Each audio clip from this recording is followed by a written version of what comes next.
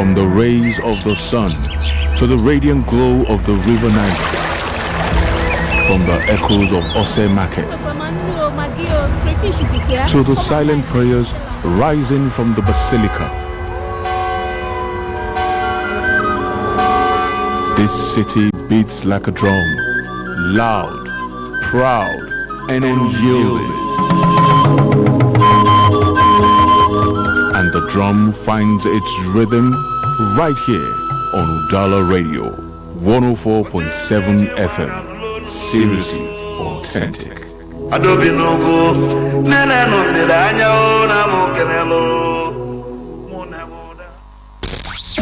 When politics unfolds, when decisions are made, we reveal the impact. Welcome to the Polity, your deep dive into the forces shaping governance, policies, and power. From the halls of government. You were there. I was not there. Check the record. Wait now. You were there. I was not there. To the voices of the people. We are suffering. This suffering is too much. It's too much. Look at the students. There's no job. They finish school. There's no job for them. We analyze the undercurrents, expose the intrigues, and break down the narratives that define our democracy. Dr. Olisa Mbeki delivering razor-sharp analysis, and Ebuka Franklin and Chisom on the question wheel, driving the conversation. We bring you the most compelling discussions on governance, policies, and power plays. Stay informed, stay engaged, stay ahead. The Polity, every weekdays at 9:15 a.m. Exclusive on Udala 104.7 FM Onitsha.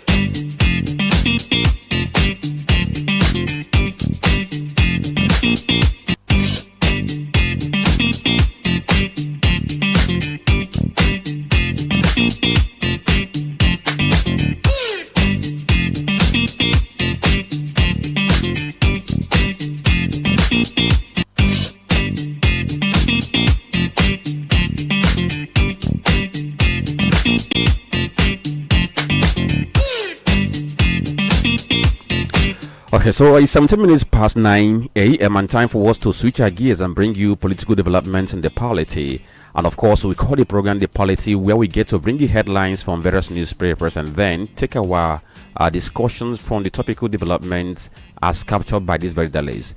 It's a Thursday edition of this very program, this 6th day of November 2025, and we are transmitting from the commercial nav center of Anambra State, Onitsha. Okay, and we are glad to have you this very morning on this very program. My name is Franklin Ebuka, and as usual, we have the usual suspect with me this very morning. And when I say suspect, they are not involved in anything, but of course, as you can guess. Good morning, Chisom Chinedu. Good morning, Franklin. How are you doing today? I'm great. And it feels good that the very first thing you told me this very morning was one sumptuous thing you made. And I saw the glow on your face. And it's good that you were able to experiment and got that right. It's called the experiment of discovery. I'll be the excitement of discovery. You see, if this government doesn't make you to become creative, try your hands on different things other than going to a restaurant to buy everything, then you're not ready. I tell you. Okay, so good morning, Tony. Oh, good morning, Franklin. Good morning, Nigerians. Good morning, the good people of Southeast. And good morning, Anambra. Good morning, everyone under the reach of our voice. It's always a beautiful morning here. Yesterday it was rainy, but today is sunny. That's also the beauty of varieties. And all the same, we are coming gradually close to the D-Day, and we are happy and things are moving according to plan. The atmosphere is relaxed. That tells you how this election, how relaxed it will be. It will be just like we have people enjoy themselves and then move freely and do things freely. And we also say God to guide and protect even everything. And then we praise God for his mercies and we thank him for all he has been doing in our lives. Thank you so much for being part of this program. You are welcome. Okay, so we're going to serve you variety this Thursday morning on The Polity. And don't forget that as usual, we have our live Facebook video on our Facebook page, Udala Radio 104.7 FM. Then for Instagram and YouTube, we also live on the platforms at Udala Radio. And we have to look at the headlines we have this very morning. But before then, Tony, just to look at the atmosphere we have. If you live in Onitsha or if you live in Oka, maybe your car precisely. From time to time, once you're on the road, you keep on seeing, a different movement of security personnel from one point to the other doing patrol and what have you not. In fact, between Onitsha and Oka yesterday, I saw plenty of them. Even this very morning, I saw many of them, trying to move from one point to the other, to build confidence, let people know that they are ready for the election and people should go out and vote, exercise their civic responsibility with any atom of fear. Then another thing that has been happening in Oka is, if you go to Oka now, virtually all the hotels have been fully booked till around 14th and 13th of November, because we have many persons who have come into the state for this election. The NGOs, the observers, the media, and what have you not, even politicians.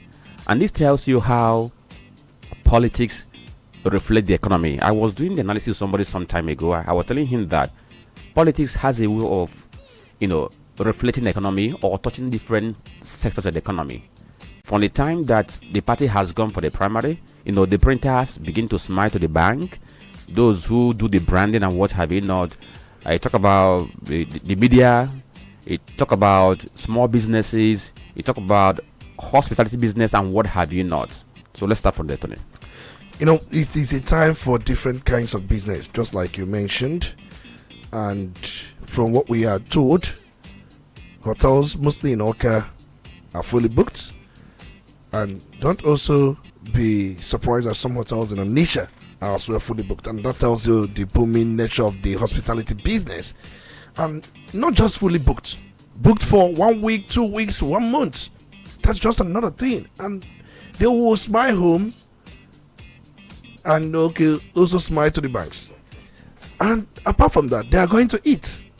They are going to drink. They are going to move from one point to the other. Some of them may not have come with their transport or their personal vehicles, but they are going to charter taxi, Uber, and what have you. So it's going to be business from one corner to the other. And aside that, some of them will also go to church on Sunday. And some of them may do something as well. It's expected. I don't want to say that it is business that side. But nevertheless, we have seen such a culture, and it's once in 4 years, especially as it applies to governorship election. But we know very well that in 2027, in the next 2 years or thereabout, we're going to have general election, but we are seats like senatorial, House of Representatives, and State House of Assembly, these seats, and even presidential, they will be contested. So it's going to be another kind of business. But as far as this is concerned, this one election that happens simultaneously across every nook and cranny. The only election that will happen this, in the same manner will be the presidential election. But why this is more concentrated is the fact that the seat is very close. The lighthouse. But when we are talking about presidential election, when you know that it is going to be everywhere, just as we have in governorship election, but in that case, the seat is far away. Somewhere in Abuja. So you have different actors. And here, as far as governorship election is concerned, whatever happens in the state determines who takes the seat. But during presidential election, what happens in Anambra State may not decide, may not even determine who becomes the president. As we saw during the last presidential election, where the candidate of a particular party, candidate of Labour Party, got about 98% votes here in Anambra State, but that did not decide the outcome of the election. That tells a lot. So it's one culture, one tradition we usually have once in every 4 years. And then we have seen different activities. It is a kind of burgeoning activities. It's a beehive. Look at it. But one good thing is security is guaranteed. That's one. And as we have it, the election will come and go peacefully, and it has been taking peaceful shape from every nook and cranny. Relaxation mood. People will come out freely, do their thing and then go back without any intimidation, without any harassment, but there will be orderliness. Okay, so let's look at the papers and see what they are saying. We have 4 of them, and we're going to begin with the headlines we have on the Daily Sun newspaper. Beside the nameplate, the headline here says Showore accuses FG of planning death sentence or life imprisonment for Nnamdi Kanu. The story is on page 4 of the Sun newspaper. It has a rider as court gives IPOB leader November 7 to defend self. We'll talk about this later. And the headline says the PDP BOT sets up the reconciliation panel, supports a Ibadan convention. It has a rider convention is suspended. Mohammed, BOT meeting with APMI, nullity, Anyanwu. Tinubu has political will to fight terrorism. FG, it has a 2 rider, says Nigeria confronting complex security challenges, not religious persecution. Again, for tagging of country on speculation of religious persecution. The story is on page 6. Tinubu Sultan Uzodinma Governors Media Personalities Headline Editors Conference. The story is on page 28. I think the conference is by next week. Oboroweri Wike Irabo to grace Maiden and Neoma Cultural Festival in Abuja. The story is on page 28. Another story says Senate moves to phase out petrol cars as Kalu's electric vehicle bill passes second reading. It has a rider there, but you can see the story on page 28 and 27. And interestingly, somebody was talking about this very petrol, these electric vehicles in the in the commercial bus I was in yesterday, and the person kept talking about that Nigerian government will not allow that to happen, because if that happens, nobody's going to buy petrol any longer. Somehow I was thinking, is she actually making sense, or just talking, following the bandwagon? Sentiments. Yeah, because even in the UK, even in Canada and co, just mention these countries, even in France, these countries have already mapped out a timeline when they're going to phase out electric cars, but it has not stopped their demand for petrol. Electric cars or petrol vehicles? Yeah, petrol vehicle. Petrol vehicles. Then we have another headline here that says Edo kidnaps a million, dies in captivity. The story is on page 4. It's quite a sad one. Somebody who was kidnapped, I don't think around May. They were about 3 or 4, and about 2 of them secured the release because families were able to pay ransom. But this very one, the family couldn't pay ransom, and he died in their captivity. That's quite a sad story. And we are ending the headlines on the front page of Daily Sun with that sad, tragic one. Okay, now let's go to the Punch newspaper and tell you what the front page says. And the banner headline here on the Punch newspaper is Power Showdown. Wike block defiant as PDP BOT insists on convention. This story is on page 2. And the rider here is PDP faction lock secretariat as BOT Wike camp hold rival meetings. Beside the nameplate of the paper, I predicted mass US visa, green card revocations. Shoyinka has that to say on page 18. On page 40, Marawat fights for second term as 5 rivals closing. On page 25, 15% import tariff could make Nigeria fuel producing powerhouse. That's from refiners. On page 2, Trump's threats. FG engages diplomats, rallies military commanders. And I think I asked Tony yesterday, it's not just about defense. What are we doing to get to work? Are people still being killed? Yes. Religious, irrespective of their religion or their religious beliefs, but we still need to get to work to stop the killings. And of course, the president has given the new service chiefs a marching order. In the coming days, we hope to see more positive reports. Food imports soar 45% as local production falters on page 25. Truck crushes a Lagos train cycle to death, injures 2. That's on pages 4 and 5. On page 25 or 36 now, Tinubu to open editors conference November 12. On the foreign scene, over 85 killed as flood wreaks havoc in Philippines. This story is on page 30. That's the last story on the front page of the Punch newspaper. So I must say that country, that Asian country, has been so unfortunate, Philippines, honestly, because I can't remember I can't remember any year that passes by without that country having one kind of natural disaster or the other. Our hearts are with the people of Philippines. And then we go back to Vanguard newspaper. The banner headline says a foreign lobbyist fueling genocide claims in Nigeria. FG. The story is on page 5, and there are plenty of writers here which I will not be able to, bring all of them out. Then interestingly, this headline says that Nigeria's $2.35 billion Euro bonds massively oversubscribed in excess of 10.65 billion US dollars. And people have been reacting, saying at a time when US made a critical remark about Nigeria, saying that Christians are being killed unjustly, people were thinking that it was going to affect investors' confidence in Nigeria. But we saw people from Europe and other parts of the country, other parts of the world, still subscribing to the bond which was issued by the federal government.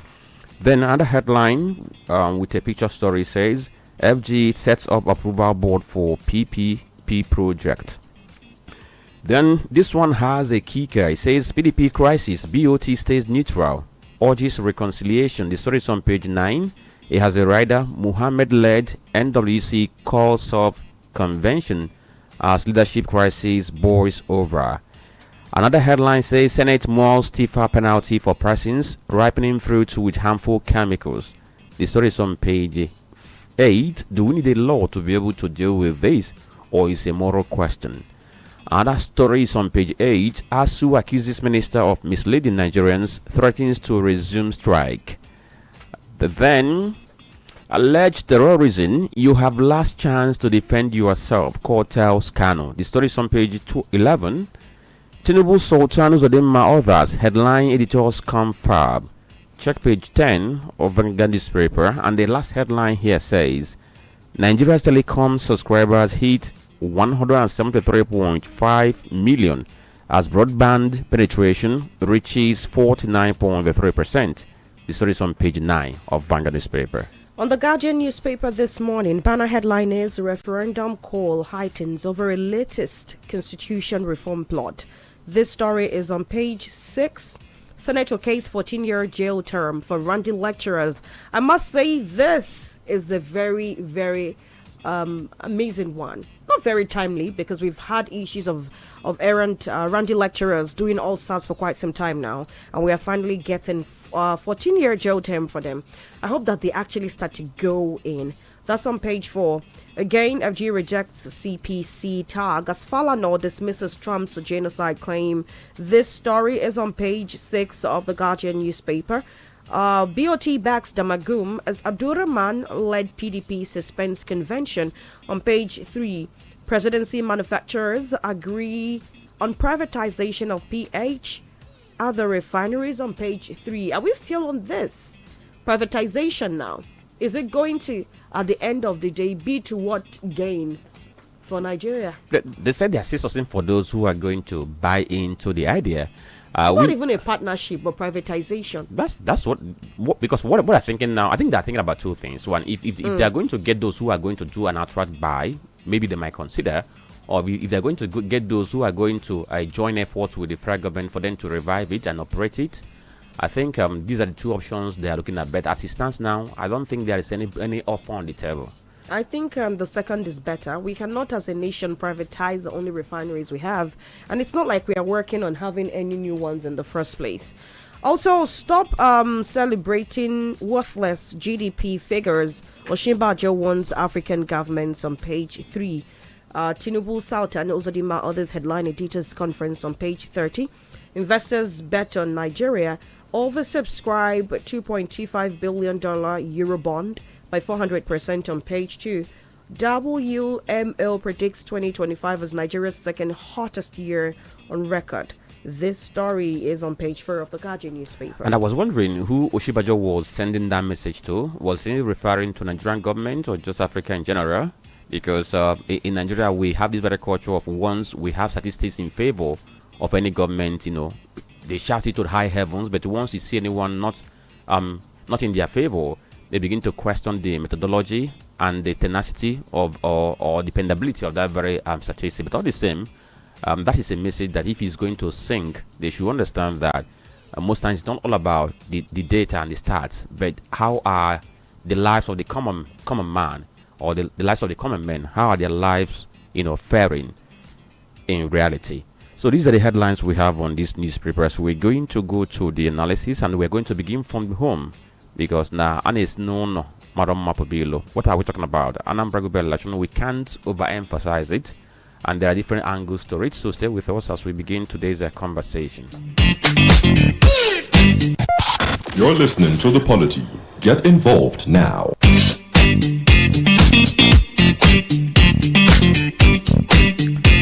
All right, so thank you for staying tuned to the Radio 104.7 FM. You are listening to the Polity. It's now 9:35 a.m. My name is Franklin and Olisa Mbeki and Chisom Chinedu. We are all together for today's conversation. Talking about Anambra Gubernatorial election, can I say that it's 48 hours to the election? And by the way, by the midnight of today, public campaigns are going to end. You can't hear jingles again on radio stations. Everything is going to cease, so that we have about 24 hours of silence. And then anybody who wants to add finishing touches or fine-tune the preparation, will do that underground. Then on the day of the election, talking about on Saturday, by 8:30 a.m., we expect that voting will start at various polling units. 5,718 of them, as INEC said. We have 5,720, but voting won't take place in two places because there are no voters attached to the polling units. And we have heard from the security agencies, we are going to have about 60,000 security men deployed for this very job. And it comprises the police, NSCDC, and the military, who are going to help us to man different areas, those who are going to be at the polling unit, those who are going to be at a border town, and what have you not. And all of them have given us assurance that everything is on track. INEC said they have made arrangements for logistics. In fact, the INEC chairman said that the plan is that by 7 a.m. on the election day, materials must have arrived at every polling unit, so that by 8:30, voting will commence. Because voting is going to take place between 8:30 and 2:30 p.m. And INEC said that anybody who is already on queue by 2:30 is going to vote.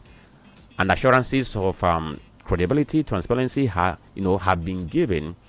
And we are hoping that all the promises are going to be things to go by. So, Tony, there is a concern that has been expressed by inter-society, saying that the military should non-military security people should not, by what they say, scare people away. Is there anything you have sensed that could send a wrong message to the people regarding their participation in this election on Saturday? We've just said it many times here. People are just trying to come up with anything that comes to their mind in form of either propaganda or what their minds tell them. So I think it is improper for one to start brandishing any thoughts. And I've heard many who have said that there will be heavy this, heavy that. The roads will be manned by security agents, military and the police. They are going to man highway major roads. They are going to man these roads. They won't be anywhere close to the polling units. That's the practice. The people you will see at the polling booths will be unarmed. They won't carry. For them, they are there to make sure that there is orderliness, especially when it has to do with queues. But I have advocated that they have no business coming to the polling booth. They have no business. I've seen people, especially in the Anambra, they conduct themselves. So queuing is not a problem. People queue up. It's a practice, it's a culture here. So for me, they don't even need to come close to the polling booth on armed personnel. But that is the tradition elsewhere or every other place in the country. So nobody is coming to the polling booth with any arm. Not machete, not even club, not even anything. So it's going to be free. People will move from one place to the other, just for those who may be driving. There are restrictions. So for you to drive from one major point to the other, you may need a tag, identification. And for those who may be going to vote, and you may need to drive to your polling booth, with your voter card is enough to identify you. Because once you are stopped at any checkpoint, all you need to do is to bring your voter card to tell them you're going to vote. and nobody will disturb you. Identify yourself that you want to go for those who are driving, but for those who are not driving, they will not be stopped. They will move freely.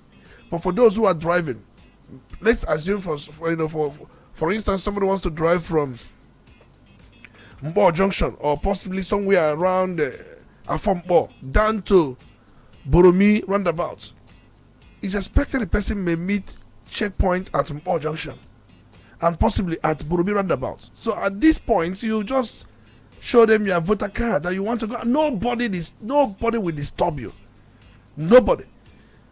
The security agents are after those who are going to create problem. But from the look of things, I don't think anybody in his right mind we think of such. We have had election in 2021, even when the atmosphere was tensed. And just like I said, that election witnessed 10% turnout of registered voters. And the good thing, because I know that before elections, normally there's usually this kind of mapping that is being done, and some studies are being done, to look at events during the election. Yeah. As we speak now, we have not had any incident of threats about the election. No. So the atmosphere is conducive. Very conducive, unlike last election. Remember, in 2021, Nnamdi Kanu was arrested in June. An election held in November. And it was a period where they said there will be no election in Biafran land and things like that. And where they unleashed anarchy, terror. And that was what made people not to come out. And at that point, we witnessed the lowest in our history, where 10% of registered voters came out. But it's a different ball game now. So the point is that people should come out, exercise their civic right. And it's also important to let you know that, just like I've said many times, we have been on this very program, that Anambra State is the most politically conscious state in Nigeria. It stands out as one of the Nigeria's most politically conscious states, where elections are not just civic duties but cultural expression of identity and governance. That's Anambra State for you. So it's important that you just come out, move around, cast a vote freely. And if you want to stay behind. I've said it many times. But I would advise you stay behind and ensure that the votes are counted and also declared. You protect your votes. Yes, stay there. Because the law is not against you staying. Okay, so as we speak now, there is a new commissioner of police in charge of this election in Anambra State. After the election, if he's going to stay or if he's going to leave for Orutugu to return, we do not know. But we know that we have Abayomi Shogunle, who is now in Anambra, in charge of this election. Yes, they had a meeting with all the security chiefs in Anambra State. They called it strategy meeting for them to harmonize their plans to ensure that everywhere is secure. And we said it on police platform that police has even taken not delivery this time around. The police has deployed helicopter that is going to help them for area surveillance, likewise drone in this very election. Now, Anthony, there's something that I stumble upon that I want us to briefly talk about, because Anambra has had this issue of turnout. We have had, can I call it a jinx of having not been able to exceed that 20% voter turnout. And there's this very report that is projecting that this election is likely to have 85% voter turnout. Now, look at what the story is saying. It's about an applied research and technology development institute. The African Development Institute of Research Methodology has projected an impressive 85% voter turnout in this Saturday's Anambra Gubernatorial election. The report was actually put out on Tuesday. That was in Abuja, and they are saying that they conducted pre-election opinion poll, and it was conducted across the 21 local government areas of Anambra State.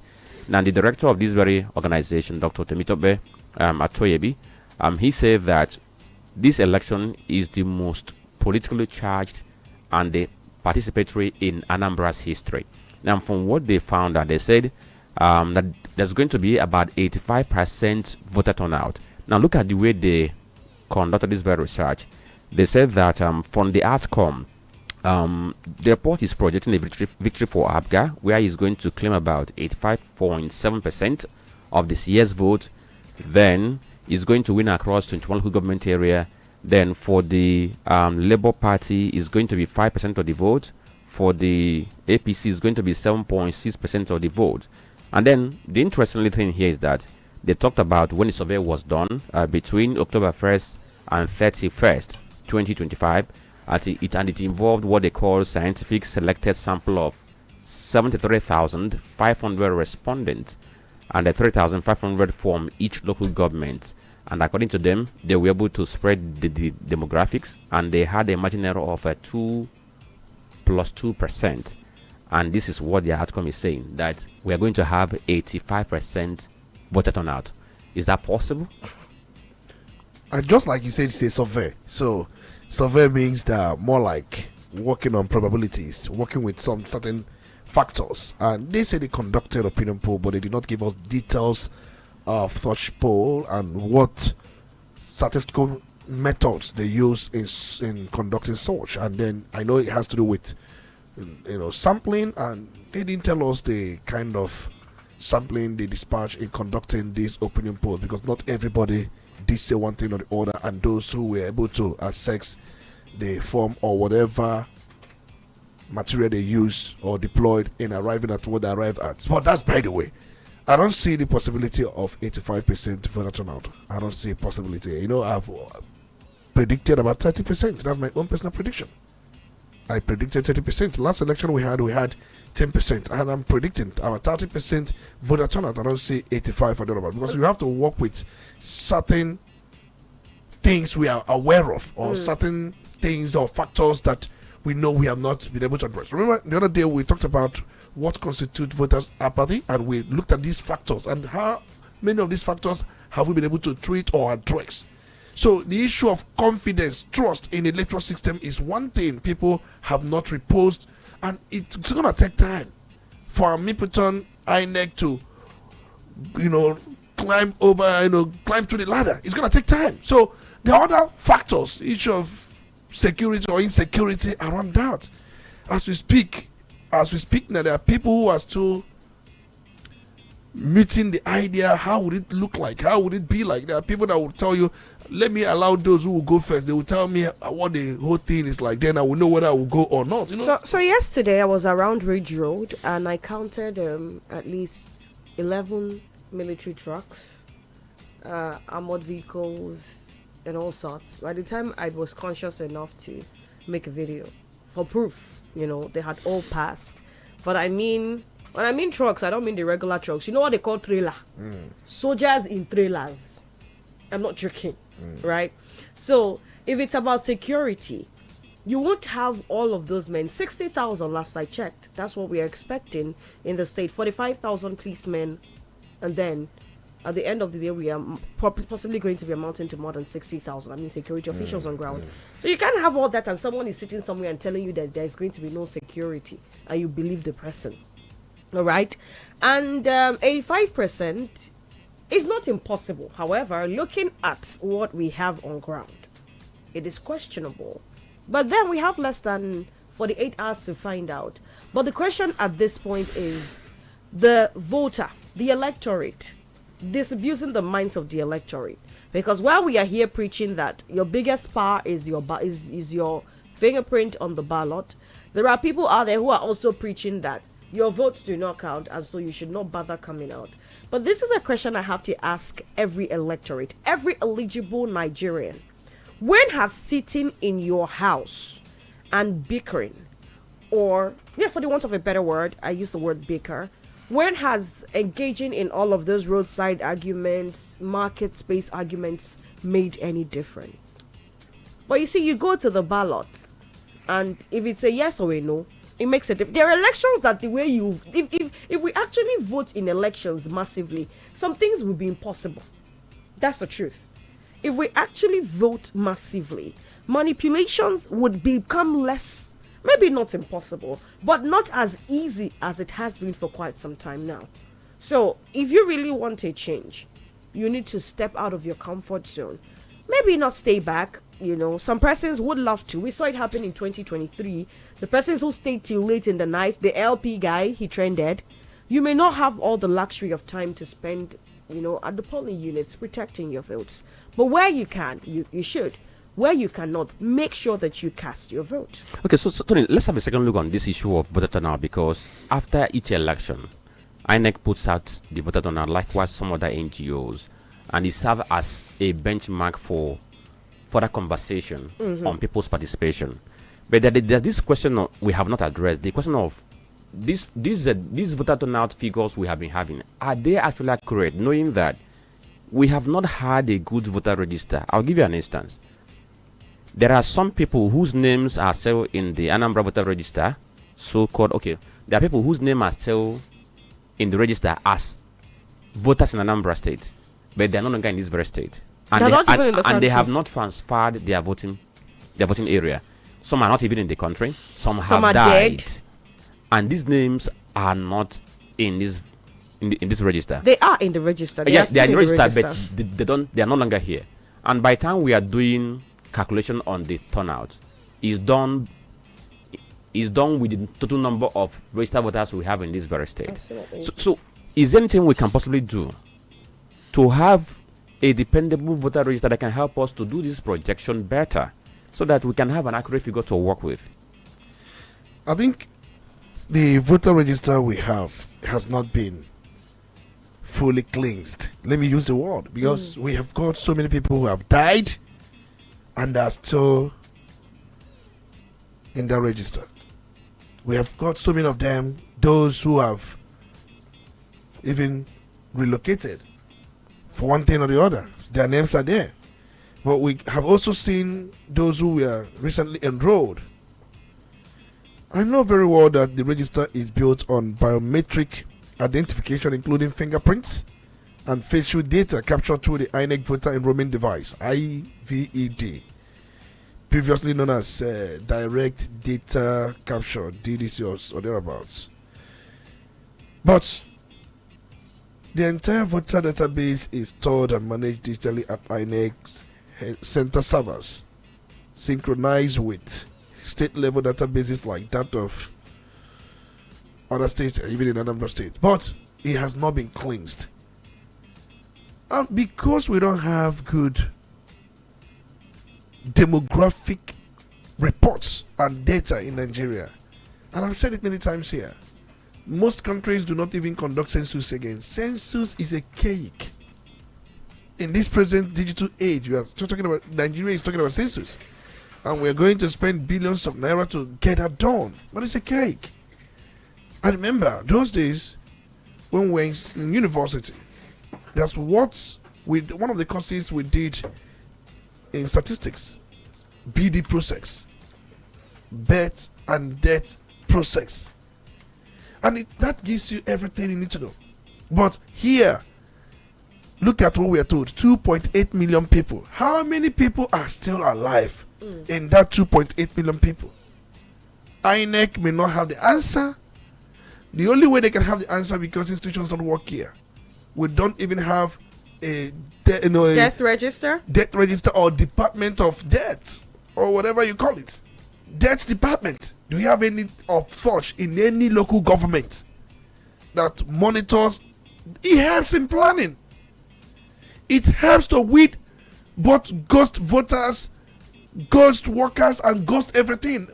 It's only in this country we keep hearing ghost this, ghost that, because we have not done what we are supposed to do. So in actual sense, this thing could be seen to be error, because in that projection that we had 10% number of registered people, but there could be marginal errors in the sense that the number of registered voters, I think, may be inaccurate, and we must also work with number of accredited voters, because what that is being deployed in calculating or arriving at such turnout percent is accredited voters projected towards registered voters. But what we are trying to say is that the number of registered voters, that number is not always accurate because of lack of cleaning the register as it should be. INEC, I don't know, last they cleaned the voter register or the voter database. I don't know, but that shouldn't be the concern anyway. But why we try to use the number of turnouts is for future projections and for us to know where we are, for us to know where we are heading, and for us to know the progress made so far. Two different things that have been done. I think that's the essence. Apart from that, the ultimate thing should be people should come out and vote. And I've said here, in future elections, we want to have elections where security personnel will not be at the polling booth. We want to have future elections where you don't need to come out with your voter card. Since we have bimodal identification means with your facial recognition system, you are free to go. So there are a lot of things. I think just like people have said, after this Anambra State election, we move forward to do more electoral amendments to strengthen the electoral institution and also to ensure that people have confidence in the system. Okay, so if you look at the 16, we have 16 political parties and their candidates who are taking part in this election. And on the election day, when you get to the polling unit, and if you are given the ballot paper, you are not going to see the face of any of them. All you are going to see is the logo of the parties. And when you are given the ballot paper, of course, you should be careful when you are doing the thumb printing, so that it doesn't cross, it doesn't cross into another line. Because if you do that, it's going to invalidate your vote. I think, and let me say this, please, people should not use the thumb while voting, because if you use the thumb to cast your vote, if you use the thumb to take the ink, there is likelihood it will cross the line. The likelihood is there, gafe line, and double na if you thumb print and then it crosses the line of another political party, space, that vote will become invalid. Yes, you may think you have done your own. Use the index finger. After the thumb now. After the thumb, the index finger. The idea is it will help you stay in line, to be in the space, to be in the box provided alongside the logo of the political party, because you are going to see logos of the political party with bosses beside it, and ensure you do not thumb print. I don't want to call it thumb, because if you say thumb print, you are talking about thumb. Index print, fingerprint. Exactly, I think that's it. I think that's the mistake. If you say thumb print, it means you are talking about thumb. You must have to use your thumb. I think fingerprint. I think that's the best, language to use. You must make sure you fingerprint in such a way, and in fingerprinting, please use the index finger so that it will be within the box. If not, it will be invalid vote because it crosses the line. This is especially to my ladies. If you're wearing false nails, like artificial nails, yeah, right? Okay, with those long nails. Especially if, personally, it's difficult to find my nails bare. So I know from experience that if I use my thumb, it will cross. So the best thing to do is to use any other finger. You can use the index, or the thumb. You can use the middle finger. Just anywhere you can get ink on, so that you can put it. And you don't need plenty. That's another thing. You don't need plenty. It could just be small. Just get small and just put it within the box so it doesn't cross the line. Yeah. Or cross the Corona line, party invalid vote. You have invalid vote. Invalid vote. Or after voting, when they got that very printing, I have food, yeah. Don't fold. No, don't fold. So don't fold. It will be just, the ballot. I think this time around, the ballot will not be too lengthy because we have 16 political parties. Yes. So once you fingerprint, just hold it, and please don't use that hand you used to fingerprint to hold it, because if you are trying to use that hand you used to fingerprint to hold the ballot, there is possibility that the ink will touch somewhere else. Please, if you use right hand to fingerprint, use left hand to draw the ballot and put it carefully inside the box without folding it. The ballot paper. All right. We are doing great voters education. Of course, because we are doing it because we don't want your vote to become invalid. Because now somebody go negotiate no man. You have to use two hands. So that at the end of the day you won't go there and it will be something wasted. All right. So thank you. The last thing I'm going to say on this election is that out of these 16 political parties and their candidates, I think we have about 6 female deputy governorship candidate. Then we have just one female governorship candidate, the candidate of the that's the AAC, and she happens to be the youngest, 36 years of age. And on this very note, I buy a break here. So let's go for this very commercial break. After it, we have to move to other things. Stay with us. We'll be right back.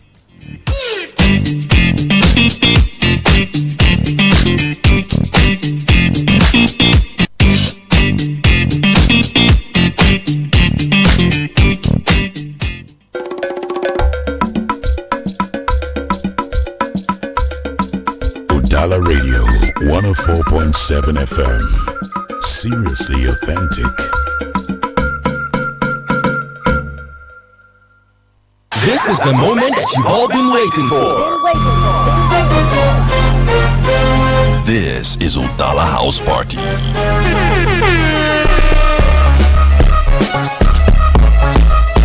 With DJ Famous, aka The Minister. Yeah! Everybody in the club right now! What's up? Prestige, aka The Parish Priest. Yes, from the boss. Edith, The Sisterhood. I'm the one, the African bad girl. And others. We are about to blow up your speakers with good music. Udala House Party, Friday night from 10 p.m. till Mama calls. Shake that. Udala Radio.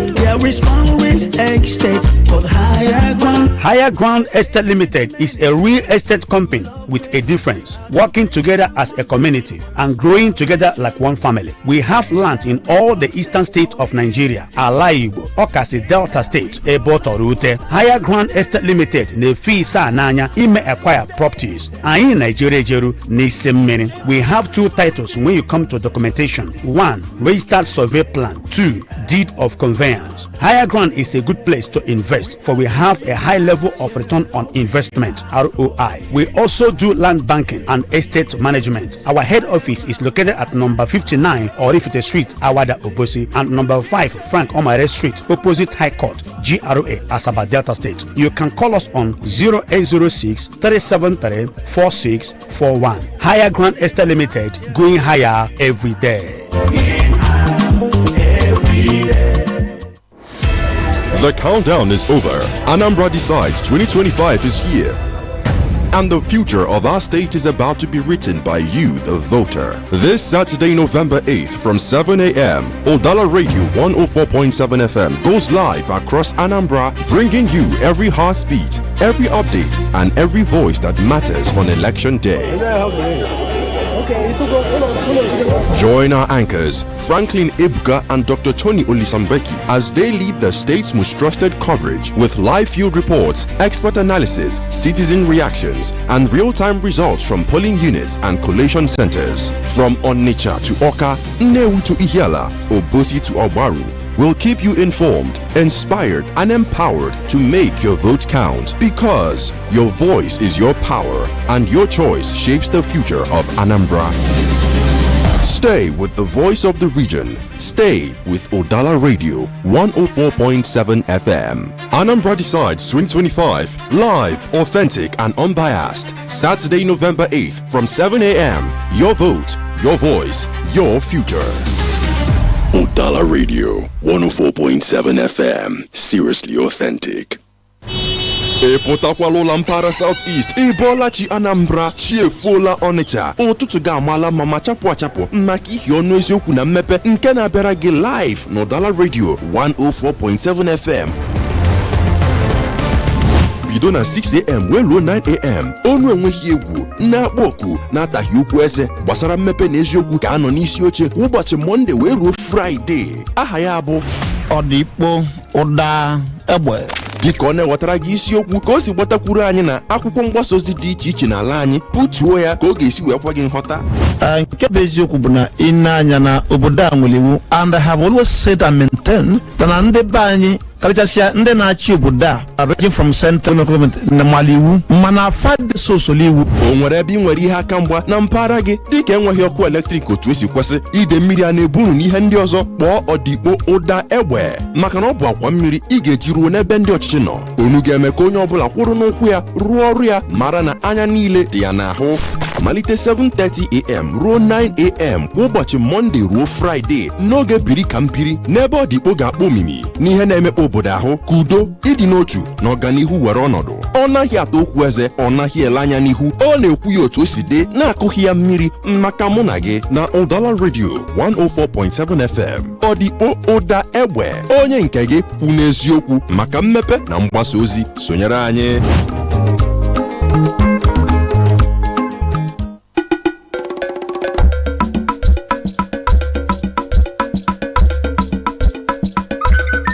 From the commercial city of Onitsha comes Udala Radio 104.7 FM, the voice of the region, where authentic news and entertainment meet. Udala Radio 104.7 FM, seriously authentic. You're listening to the Polity. Get involved now.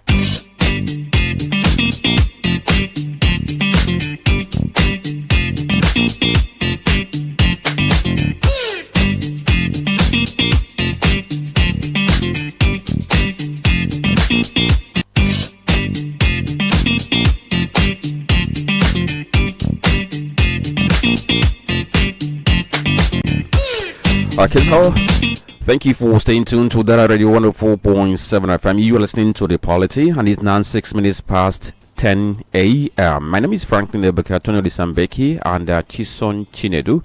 We are looking at what the papers have this very morning, and we just finished with that very conversation on another election, which we are going to go in for in the, let's say, in less than 48 hours, because once Chinefu on Saturday morning, of course, we not to say we are ready for that very election. So we don't know how prepared you are, because for us here, we are prepared for the election.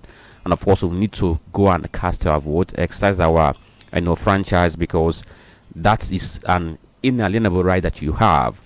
And that is a way of expressing or saying that this is what you want, or this is who you want to lead you in the next 4 years.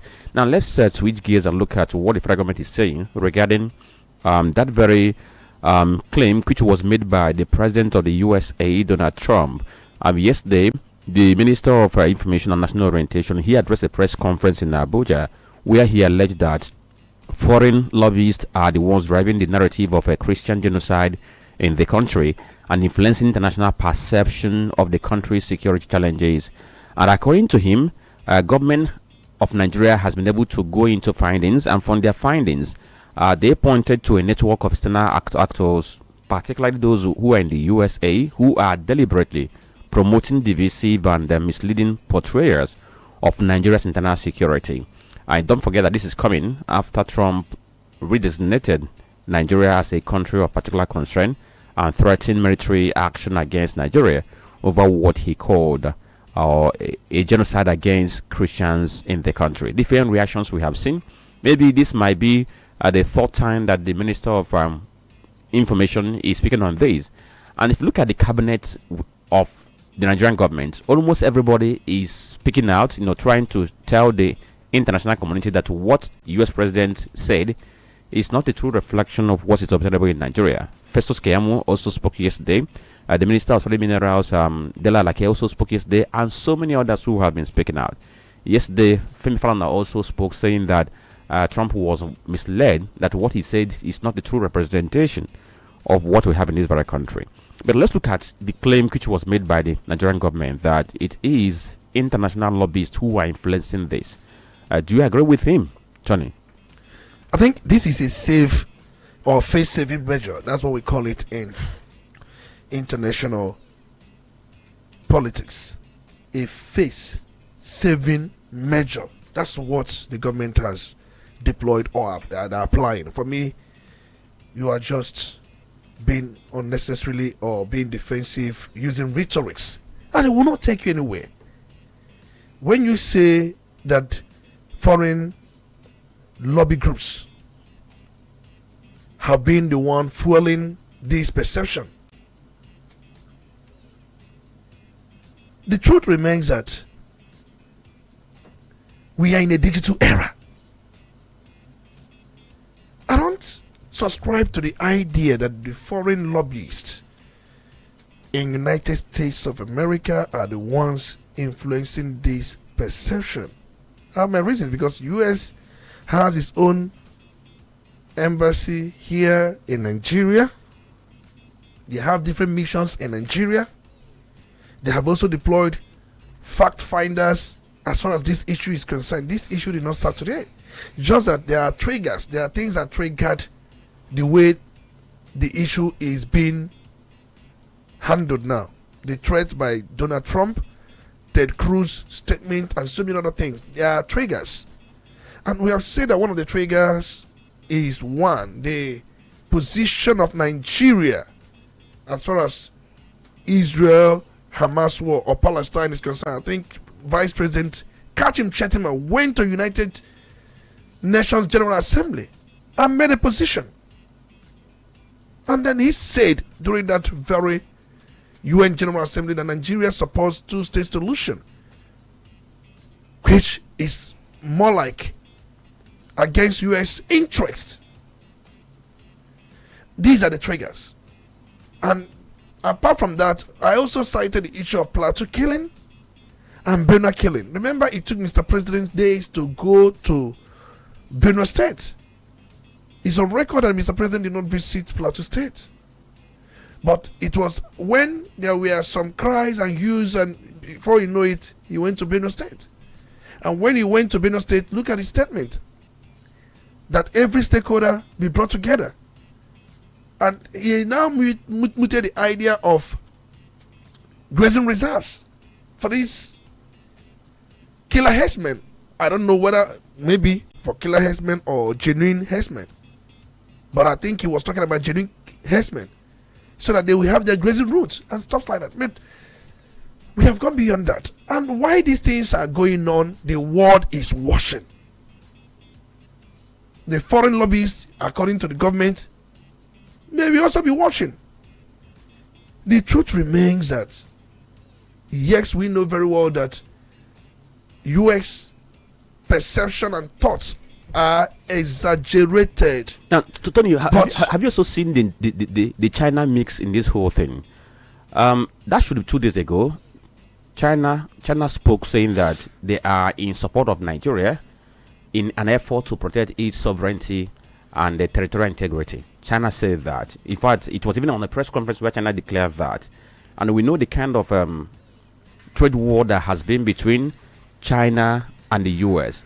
And we know that these two countries, they have been at war over who is going to dominate, who is going to rule the world. And there is something I stumbled upon, which I want to put out now. Let's also look at it and see if there is any veracity in this very claim.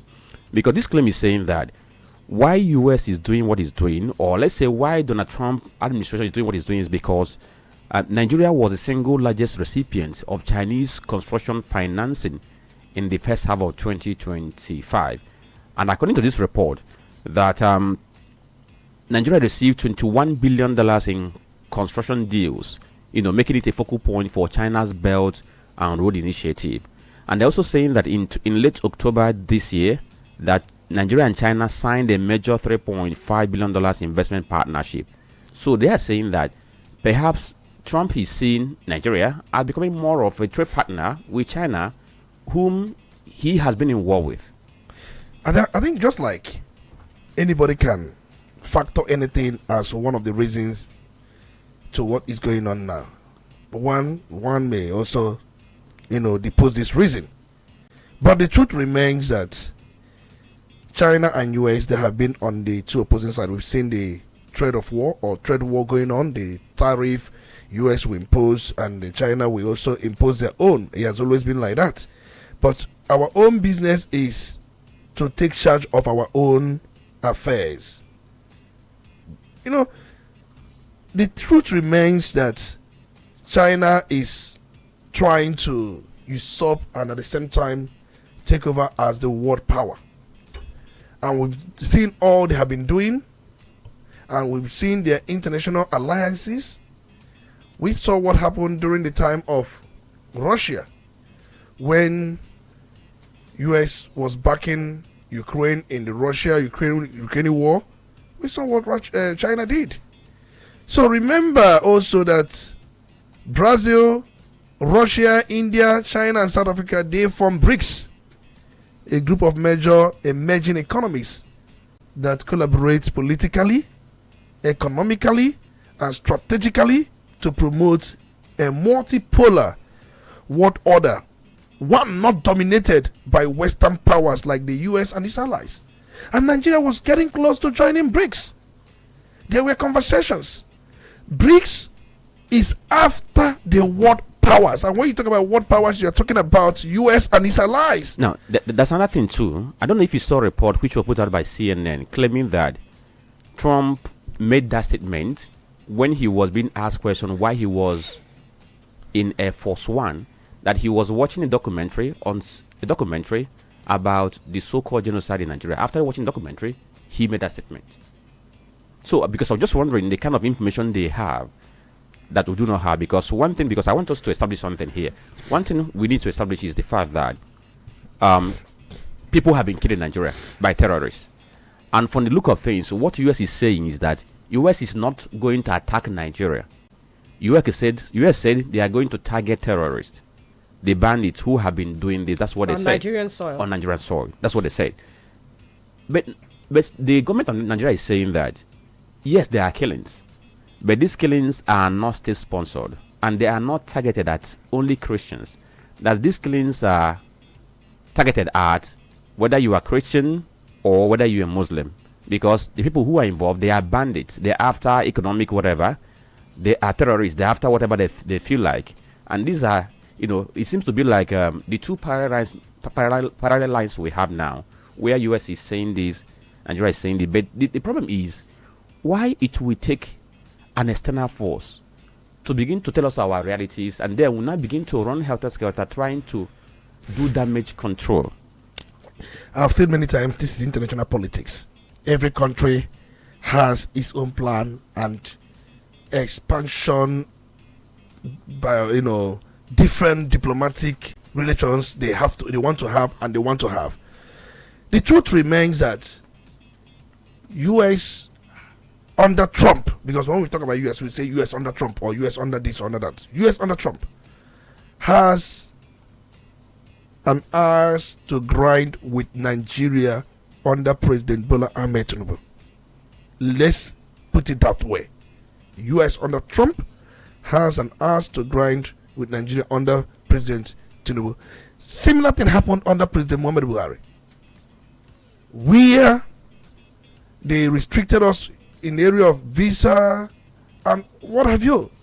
I remember Trump, his dislike for African countries. Remember the name he called African countries at one point in time? And many of us have suddenly forgotten that. But at this point, one thing about Cold War is that there is tension. Whenever there is tension between a country and the other, or a group of countries and the other, there could be triggers that could also bring up the issue of war, threat, and all of that. There is no war all over the world that starting with tension, heightened tension. Then there will be triggers to this tension. It will go into a full-blown war. There is tension now. And I have said it many times here that no matter how you are going to look at it, you say that why would external force remind you of your own reality? Everybody has target, has plan, has what it is aiming for. That's what countries are doing. And I'm aware in Nigeria, I don't know what we are aiming in international politics. What is our own aim? What are our own plans? But that's by the way. So if eventually, because I think what has been contested somewhere is the way that Trump said they are going to do that. They are going to come into Nigeria without any kind of conversation with the government on Nigeria. That is invasion.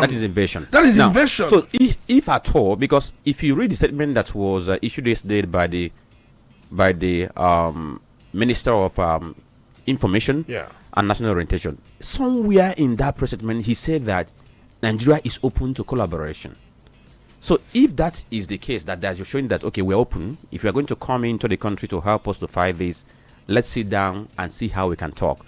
If you go to Vanguard of this very morning, there is a report you see there that if people might want to go and read. Now it says, U.S. military design, or rather U.S. military design plan for intervention in Nigeria.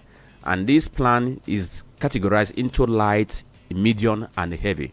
So if they're going to deploy light, it has a strategy. If they're going to deploy medium, it has strategy. If they're going to deploy heavy, it has its own strategy. And for light, it's an option that they can discuss with the government of Nigeria, get their buy-in, and see how they're going to work. But for medium, they begin to deploy airstrikes and what have you not. I think the very article in question is trying to let you know how things like these are done in the world. But the truth remains that US may not even adopt that. The War Department has been instructed by Donald Trump to come up with plans and approaches and methods they're going to deploy. But just like so far, what has the Nigerian government done since US President issued this threat? They have publicly rejected the threat, insisting it would welcome US assistance in counter-insurgency efforts only if such help respected Nigerian sovereignty and territorial integrity. They have also engaged diplomatic outreach. They have engaged in diplomatic outreach to the United States and other international partners to clarify its position and avert escalation. I was told that diplomats, high commissioners, and the ambassadors of different nations were called to Aso Rock for a meeting. And I also am aware that it has also convened top security meetings to assess the threats and review internal security strategy. I'm also aware that, based on what the Minister of Information said, there are certain appointments at the top of the armed forces, because if you look at these armed forces, their reorganization and some other things, the truth remains that in all of this, just like I've always said, why diplomatic engagement and asserting sovereignty, these things are important. But I know that many critics have argued that Nigeria's actions still tend to emphasize external narrative management more than substantive structural reform. Speaking about of its security and governance system.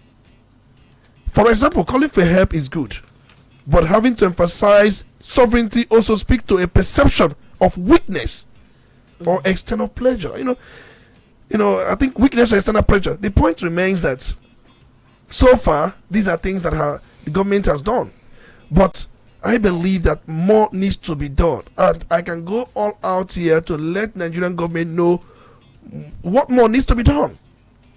And remember, US have been looking at their allies. They are not talking. Look at United Kingdom. I'm waiting for them to say something. They are not talking. Look at France. I'm waiting for France to say something. France has not spoken. I'm waiting for Germany to say something. Germany has not spoken. I'm waiting for Italy to say something. Italy has not spoken. I'm waiting for Canada to say something.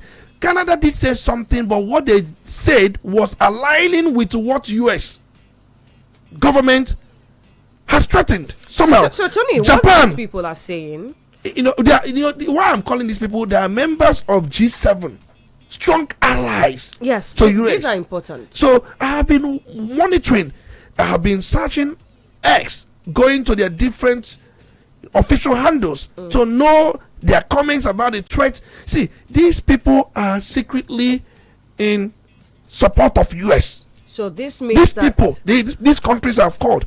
Canada has come out openly, and that's what I said. Let's not forget EU, because if you watch most of these countries, that is Germany not a member of EU? Is Germany not a member of EU? So and he hasn't spoken. And EU is saying that we respect Nigeria.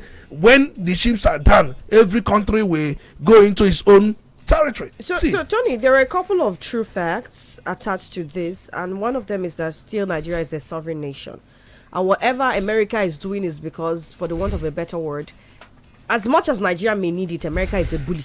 Yeah. As much as Nigeria needs it, actually, not even me, because if we have been able to tackle insecurity over these years, look at the fact that Boko Haram has been a problem since 2009. And this is almost 16 years down the line, and we are yet to tackle it. What we have rather had are breakaway factions going to different parts of the country to constitute nuisance. We've also had what we've had in the southeast. I mean, look at the fact that for the past 4 or 5 years, we've been sitting at home in the southeast. These are part of the issues. So if Nigeria had been able to deal with her own internal issues, most definitely America would have nothing to say. If Nigeria and Nigerian politicians before now had not been out there pushing the narrative, and I dare say encouraging insecurity, because it was who was replied the other day and was asked, how about you respond to your own complicity? Rabi Kwankwaso was answered back. How about you also answer? You are somehow complacent in this issue. We've had governors called out for sponsoring terrorism. Nigeria has not, in the longest time, had the political will to deal with internal enemies. And at the end of the day, we massage the egos of internal enemies, sacrifice the lives of Nigerians just for political alignments. And so the question now is not about America coming in. It's about us telling ourselves the truth. The truth. The point remains, is US not aware that Governor Dauda Lawal of Zamfara State has said that a minister, a current serving minister, was sponsoring behind certain things, and government has not even invited or asked the minister to step down or question the minister based on what a sitting governor has said, allegations. He said he has submitted certain things to DSS, and these things are happening. The allegations were made against the sitting vice president. And see, there are people in government. There are different allegations made against them, and those who have made these allegations say they have concrete evidence. What has government done? Is US not seeing all those things? Is it the role of foreign lobbyists that some of these people who have been accused of one thing or the other in government, nothing seems to have happened around them or done about some of these allegations? Don't come out and say it is the influence or the role of foreign lobbyists. The problem is we have not told ourselves the truth. Okay, so if that is the problem. We have not told ourselves the truth. We are living in denial. If it is in BC, they are know me. So on that very note, we have to talk about this before we go for this very commercial break. Yesterday, the Federal High Court in Abuja said it will give Nnamdi Kanu one last chance to defend the 7-count terrorism charge the federal government entered against him, because he was supposed to open his defense yesterday, but on the hearing day, he still maintained his stance that he has no case to answer. The government cannot continue to try him on non-existing law, and that was position. And then the judge said, you have one last chance to defend yourself. If you fail to do so on November 7th, we're going to enter judgment. And whatever becomes the judgment, you will release Sigibulu. Stay with us, we'll be right back.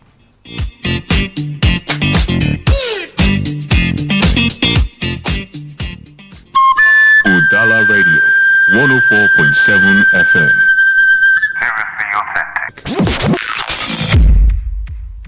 Your number one quality bread. Wendy's bread. For your family breakfast. Wendy's bread. Apache chande tozialo. Wendy's bread. Mama papa they like Wendy's bread. Number one na chicha nenyandu. Wendy's bread. Even children they like Wendy's bread. Wendy's bread. Number one in town. Wendy's bread. You get it better tasty. We go sweet your belly. Wendy's bread. Wendy's your bachichoma. Wendy's bread. Number one the champion. Wendy's bread, your number one tasty bread. You can contact us on our official address, 2nd Business Park, Enugu Road, GRA, beside Onitsha, Anambra State. We also have another branch at St. Michael Plaza at Tandy Road. Also contact us on 070-1149-1571. Wendy's bread, your number one tasty bread. Wendy's bread.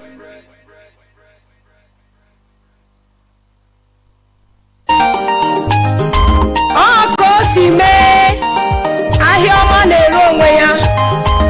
Ụmụnne pụtanụ n'igwe ka anyị tụnyere Dr. George Mohalo ka ọ bụrụ gọvanọ Anambra steeti ka Anambra wee chakee. Onye ga-agara anyị ihe. Dr. George Mohanogachi. Anambra onye gachi unu. Dr. George Mohanogachi. Onye ga-abụ gọvanọ anyị. Dr. George Mohanogachi. Ọ bụ onye. Dr. George Mohano Ọhamadike Nnewi ọ gọvanọ Anambra State. Ka m nụkwa ya ọzọ. Dr. George Mohano Ifeoma Okaro ọ gọvanọ Anambra State. Na si ya chiba ya. Ya chiba ọ ga-eme ọfụma ya. Na si ha chiba ya. Ya chiba ha ga-eme ọfụma ya. Ụlọ kwụ ya n'azụ. Anyị kwụ ya n'azụ. Gidigbam ka Anambra wee dị mma ma chake. Ebee ka anyị ga-ebinye aka? Ebe sere ezinụlọ papa mama pikinu. Dr. George Mohalo is the real man we need. A vote for George Mohalo is a vote for Peter Obi. This message is powered by Nkiru the Iron Lady and Good Governance Group.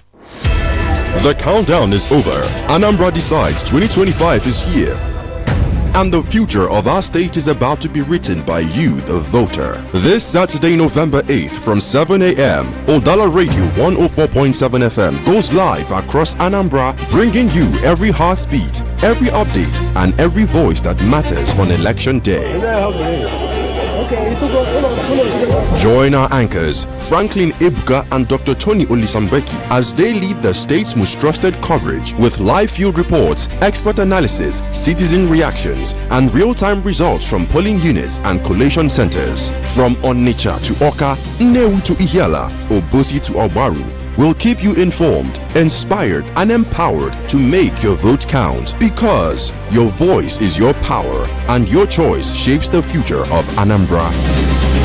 Stay with the voice of the region. Stay with Udala Radio 104.7 FM. Anambra Decides 2025. Live, authentic, and unbiased. Saturday, November 8th from 7 a.m. Your vote, your voice, your future. Udala Radio 104.7 FM. Seriously authentic. Udala Radio 104.7 FM.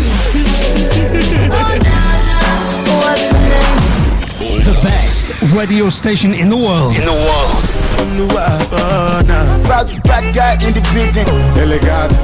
You're listening to Udala Radio.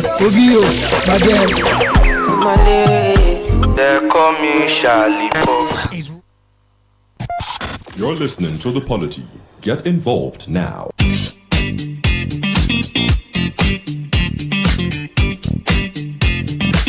Alright, so you're listening to The Polity on Udala Radio 104.7 FM. Don't forget we are live on our Facebook page, Udala Radio 104.7 FM. Get interactive on that very page, and don't forget to share the live video there. My name is Franklin Ebuka, Olisa Mbeki, and the Chisom Chinedu. We are bringing you today's program. And we have to talk a bit about it before we get to open the phone lines to entertain your calls. We're talking about what happened yesterday at the court when it was time for Kanu to open his defense, and he insisted that he has no case to answer. And Judge threatened that you have just one last chance to make your case. That should be on November 7. And if he fails to do that, the court will go ahead to deliver judgment. And the judge has been emphasizing what could be the implications of not entering his plea, or sorry, his defense. And from what we gathered, the judge is saying that it is his right, or rather it is her right. Sorry, it is his right and responsibility to ensure that Kanu gets justice in this. That's why he's been insisting that he must, or he should, enter his plea. So Tony, from the way things are going now, do you see Kanu changing his mind to enter defense, or the court is going to deliver judgment based on what the prosecuting counsel or side has been able to put out? I think, for me, from the look of things, we know Nnamdi Kanu, the kind of person he is. For him to enter defense, it will need a strong conviction coming from those he trusted. Not everybody. He may not even listen to anybody. He has maintained his position that he's not going to answer to anything which for him is a nullity. It's more like saying, how can I answer to a nullity? The key fact is he's being prosecuted on charges including terrorism, treasonable felony, illegal importation of a radio transmitter, and defamation. I think these are basically his charges, 7 of them. 1 on terrorism, treasonable felony, illegal importation of a transmitter, and at the same time, defamation. If you think the one that relates to terrorism and treasonable felony, you don't have charges against those ones. What about importation of a transmitter? What about defamation? Quick, for me, these are minor issues anyway. If you look at his own statement, he said that many of all the charges are based on statutes that have been repealed, thus lacking legal foundation. For example, the Terrorism Prevention Amendment Act of 2013 was repealed by Terrorism Prevention and Prohibition Act of 2022, TPPA 2022, under section 97. And he said, you arrested me because the trial had commenced since 2017. So it's part of the whole trial. And when you arrested him, he was arrested on the background of Terrorism Prevention Amendment Act of 2013. But you have repealed that very act in 2022. So, and if you look at the things on that very act, you can't use that act to try somebody whom you had arrested in 2017, because the law itself is not retrogressive. There's no law that addresses. Do you think that the position Ghana has taken might hurt him in the long run? It could, because the charges are on a number of things which I've listed here. But he may have a strong case on this issue of the one that talks about terrorism and treasonable felony. Because if you also look at the argument that the prosecution is using other statutes such as the Custom and Excise Management Act, which was repealed by Nigerian Customs Service Act, because that one has to do with importation. So they are saying that even on the one of importation, the statute you are using to try him has been repealed. And can you use a repealed statute to try what had happened in the past? And in fact, for me, he has filed motions asking for the entire charge sheet to be struck out for being a nullity ab initio, invalid from the onset, because there is no valid or living or extant charges against him. But apart from filing a motion, I think these are some of the things he can contend in his own defense. These are things he has to enter defense and contend some of these arguments. These arguments are genuine, but you can't make this argument from the sideline or by filing a motion that are nullity ab initio. But you have to enter defense and contend some, these arguments you have raised. We know very well that universally there is no law that is retrogressive. You can't use a repealed law to try an event or an issue that had happened many years before it had happened. All right, so let's go to the phone lines now and take some reactions. You can call 0803-221-6973 or 0803-827-6694. Please, when you call in, take 1 minute to make your submission and drop your call. Good morning. Good morning. Yeah, thank you for joining. My name is Basil, calling you from Onitsha. Go on, Mr. Basil. Okay, thank you. Let me speak in this issue of sovereign nation and the United States of America and China issue. This thing has become a very big problem for us. And I ask myself, sovereign nation, what have we achieved with being a sovereign nation? For a very long time. This insecurity has been going on in Nigeria for a very long time and nobody cares about it. Everybody is doing politics with lots of individuals. In the site, when the government did not want to protect the lands and property, which they uphold, which they try to uphold, and America and other countries trying to do something, and we are bringing issues that even will contradict Nigeria the more. Because whatever that is going on in Nigeria, everybody is doing it. And our political office holders are coming up now to defend a vote. Instead of looking for a way to negotiate with the American government, they are looking for a way to protect what they are saying. I pity for Christian and Nigerians if this thing did not go well, how to do. Because they will use the citizens of Nigeria and Christians to make a kind of caricature. It's going to be a caricature. It's wrong, and his American court did not do something regarding this now. Nigeria, and it went down that way. Have apathy for Christians and apathy for Nigeria as a whole. Thank you. All right. Thank you for dropping by. Good morning. Hello. Yes. My name is Comrade Watson. I'm calling you from Onitsha. Yes, go on, Comrade. Thank you very much. You see, Olisa Mbeki, during your analysis, you failed to tell us all the countries America have in quote invaded in the past, that it was only the invasion of Vietnam that they lost. Other so-called invasions, they had their way and they achieved their purpose. Now, the reason for their loss in Vietnam was that the people were against their invasion or the intervention of their internal matter. Now in Nigeria, people are being killed. The only people who are against the, in quote, the invasion of America, the invasion of Nigeria by America, are the suspects, people who have been fingered in this killings in the country. People like Sheikh Gumi, and other top government officials. And somebody is saying America should collaborate or work with Nigeria to eradicate these killings.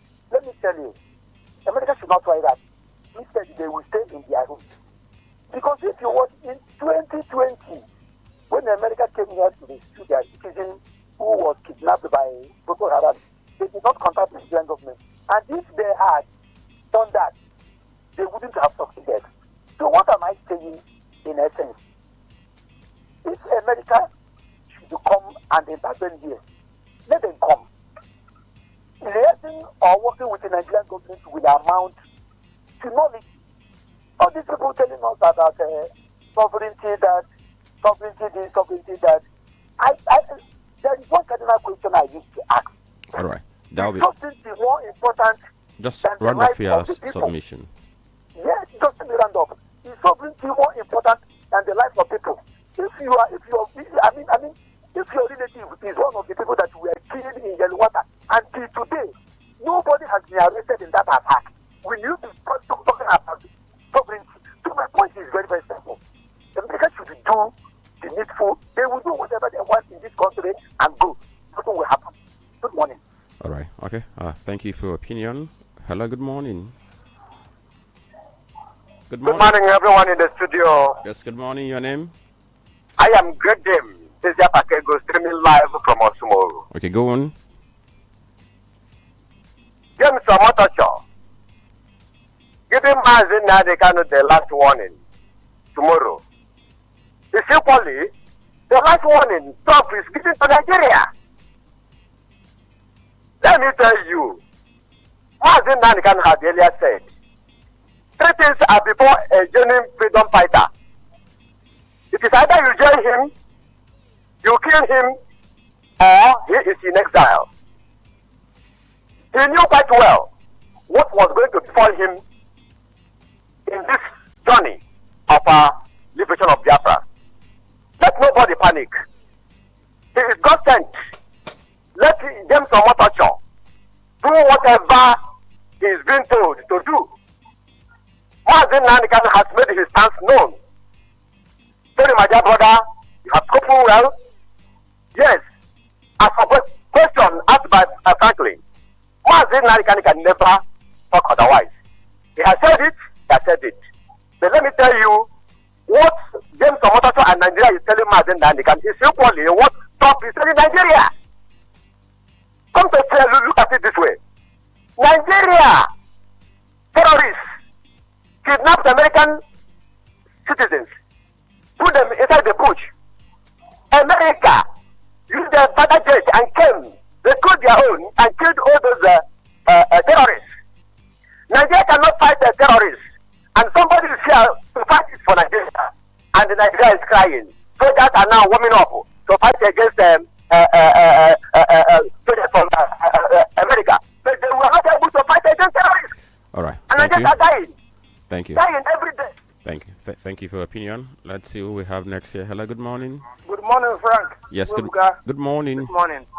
Good morning to you. You're welcome. It's good to have you. And as well as to Somi this morning. Good morning. My name is Mario Keshuka, calling from Olisa. Go on, Who am Mario. I to answer Trump? Well,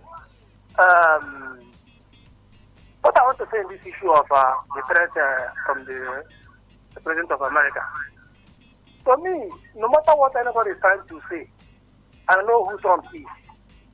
Trump cannot come here to come and save you or interview you. It's a lie. This man is a man who has shown that he dislikes blacks. Suddenly, he became interested to save Nigeria. For me, he has interest. And America doesn't go where they don't have interest, no matter what. So I believe that this man is coming for interest. But that doesn't remove the fact of what they are saying. You understand? So let's Mario. stop this nonchalant attitude. We are killing of Christians. You understand? So to me, I believe that they must change their style of leadership and stop this sentiment when it comes to religious issues, so that this kind of thing will not come up again. And let all the people that are issuing threats to America to stop it.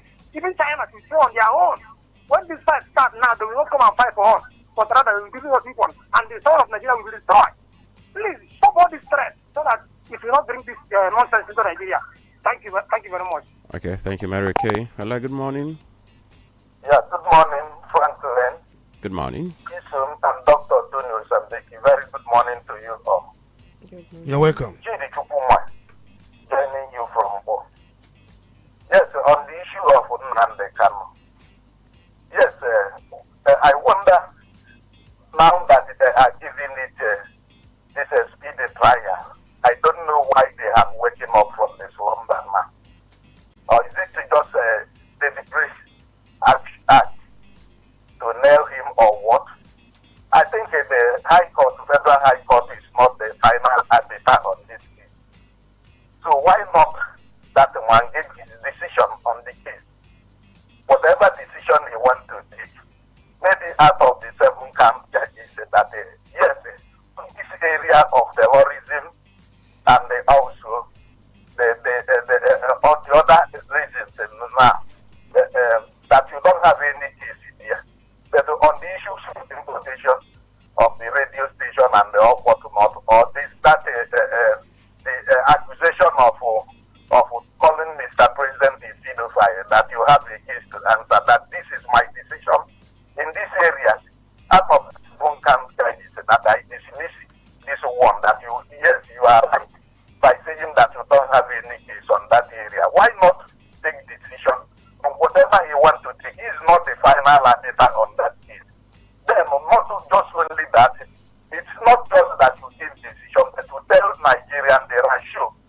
There is what we call ratio. The reason for your decision, you clear it for Nigerians, because most of the Nigerians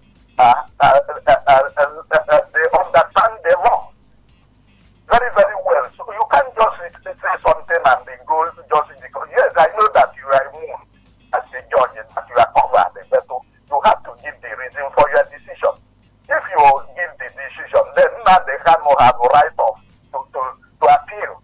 Why not? Why all this delay and my treatment? I think that is how many years now have now they cannot stay in custody. All right. Wrap up. In DSS custody. That's a very, very wrong place. And the reason why I think he's doing this is because of the delay.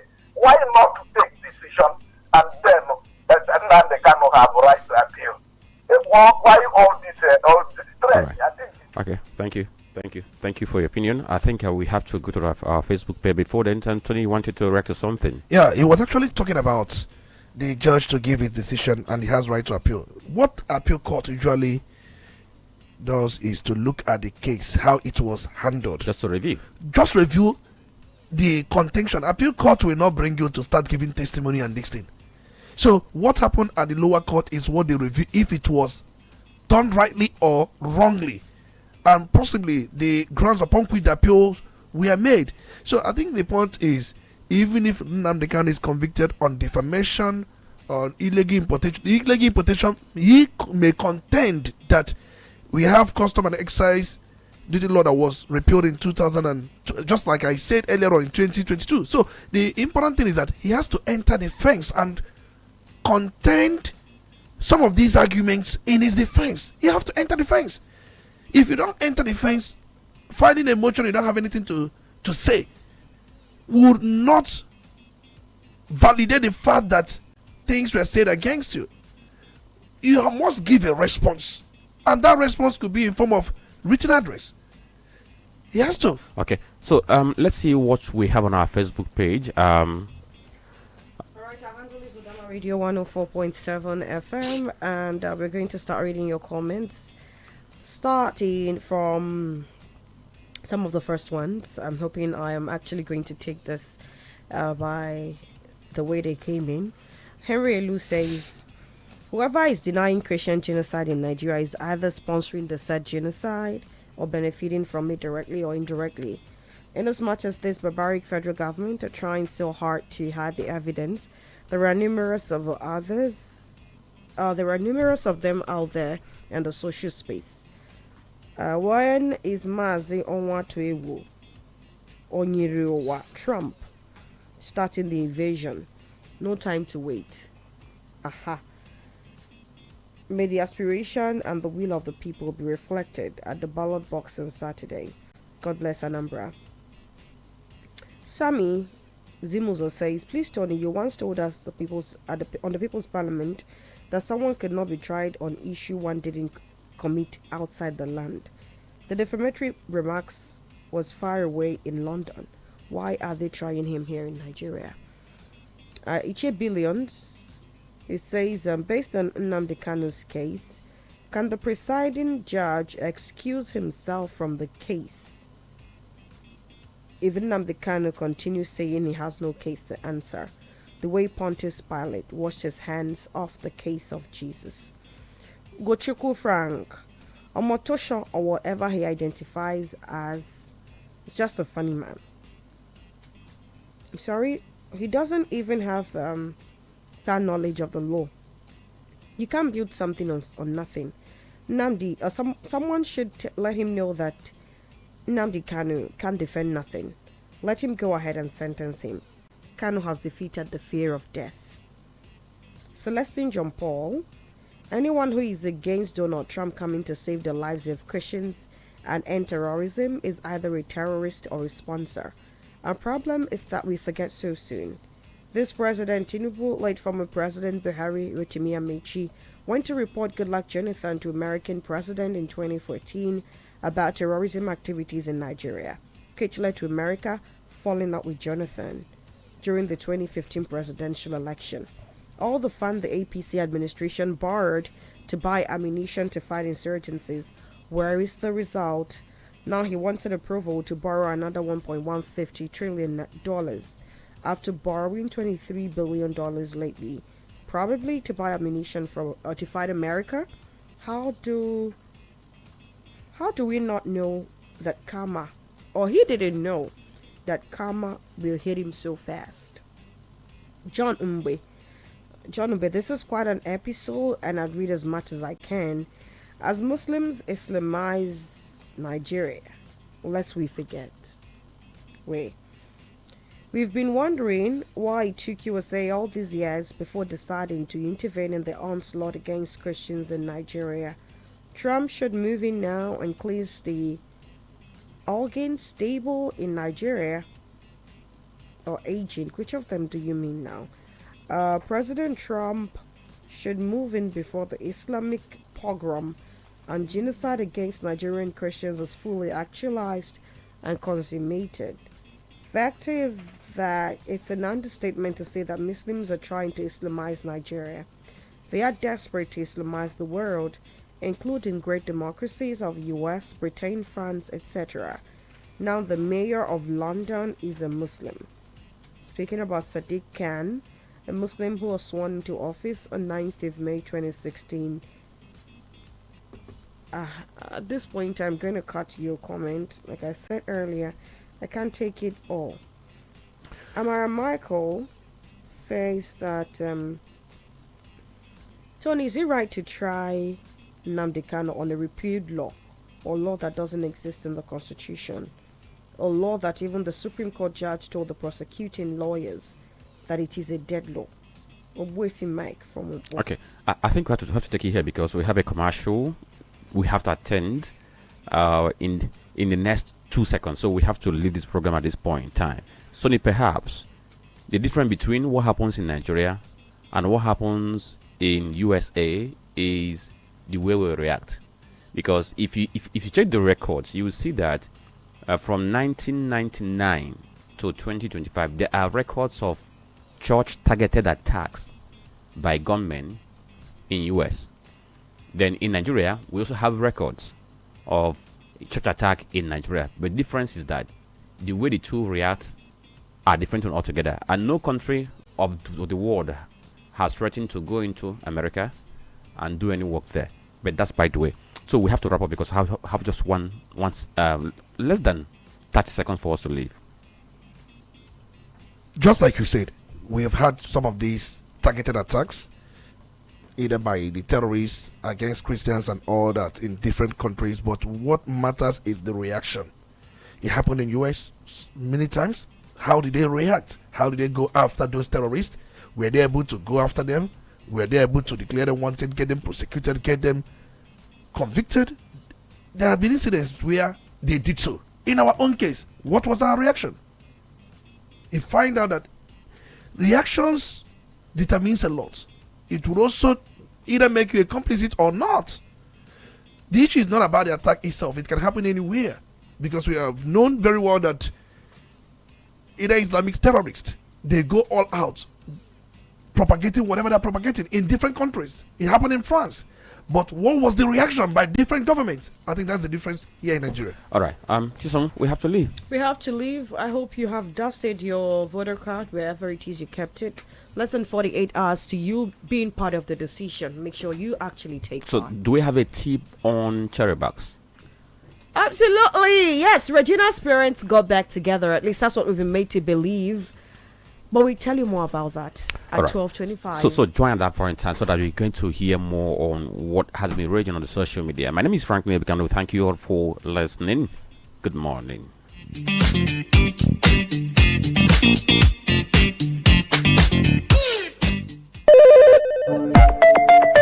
Udala Radio 104.7 FM. Seriously authentic.